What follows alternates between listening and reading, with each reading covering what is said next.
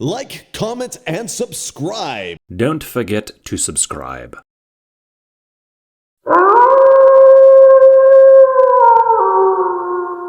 गिरे होलो का गांव एक घने कदीम जंगल के किनारे पर बसा हुआ था।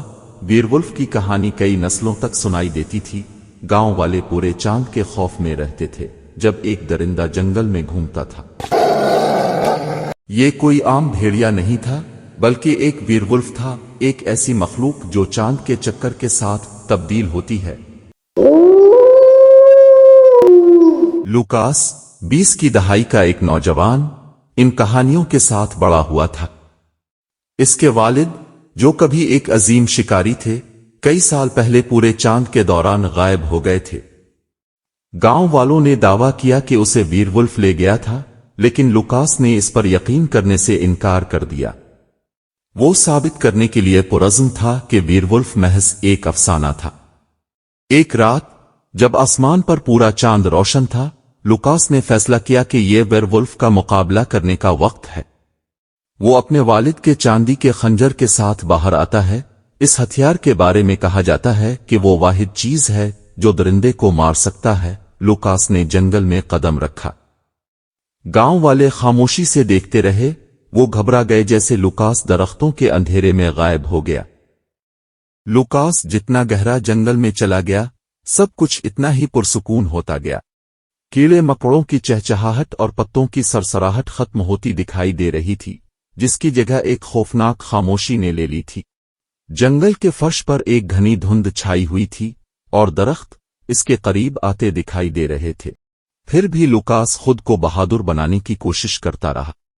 कुछ घंटों के बाद इसने शोर सुना। वो शोर वेयरवुल्फ की आवाज थी। साए को देखते हुए इसका दिल धड़क रहा था और फिर अंधेरे से बाहर निकला वेयरवुल्फ। ये किसी भी भेड़िए से बड़ा था जिसे इसने कभी नहीं देखा था। धुंधली सिया खाल और चमकती आंखों के साथ दो टांगों पर सीधा खड़ा था। इसके लंबे नोकीले दांत और उसके पंजे खंजर की तरह लंबे थे। वीरवुल्फ की आंखें लूकास पर जिमी होती हैं। वो हमले के लिए आगे बढ़ता है। एक मुख्तसर लम्हे के लिए लूकास की हिम्मत खत्म हो गई। उसने चांदी के खंजर को मजबूती से पकड़ा। इसकी नब्ज दौड़ रही थी, लेकिन इसने खुद को यहां खड़ा होने पर मजबूर किया। उसने जो कुछ इसके बाप ने शुरू किया था उसे खत्म करना था। लूकास बमुश्किल चकमा देने में कामयाब हुआ और जंगल की तरफ भागना शुरू कर दिया। जैसे ही एक करीबी दरख्त की छाल से भेड़िए के पंजे फट गए। एक तेज हरकत के साथ लूकास ने वेयरवुल्फ के बाजू की खाल और गोश्त को चांदी के ब्लेड के साथ काटा। दरिंदे ने एक अजियत भरी चीख निकाली। जख्म के सिसकते ही लड़खड़ाता हुआ वापस चला गया। लेकिन वेयरवुल्फ खत्म नहीं हुआ था। वो दोबारा आया। इसकी जर्द आंखें गुस्से से जल रही थीं। उसने लूकास को जमीन पर गिरा दिया।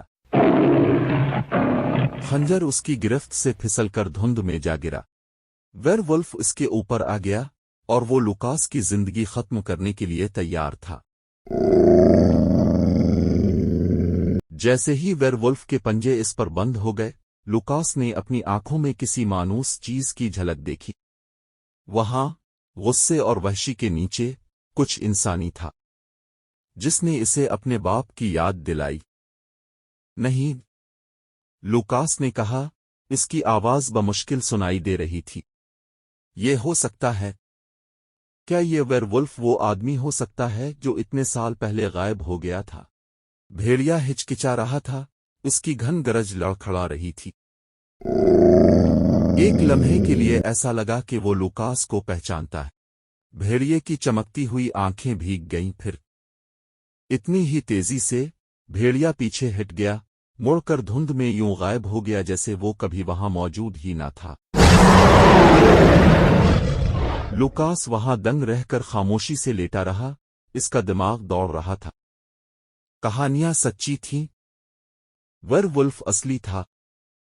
लेकिन इससे भी ज्यादा खौफनाक ये एहसास था कि इस लानत ने इसके वालिद को अपनी लपेट में ले लिया था। جس سے اس نے گاؤں کو بچانے کی قسم کھائی تھی۔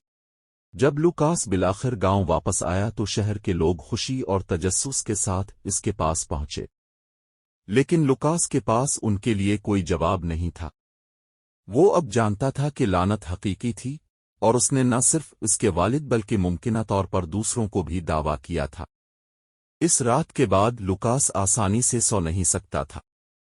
پورا چاند ایک مستقل یاد دہانی بن گیا کہ ویرولف اب بھی جنگل میں گھومتا ہے، اس کا باپ ایک شیطانی شکل میں پھنسا ہوا، ہمیشہ کے لیے لعنت کا پابند۔ اور لوکاس اسی خون کی لکیر کو تھامے ہوئے ڈرتا تھا کہ ایک دن لعنت اس کے لیے بھی آئے گی۔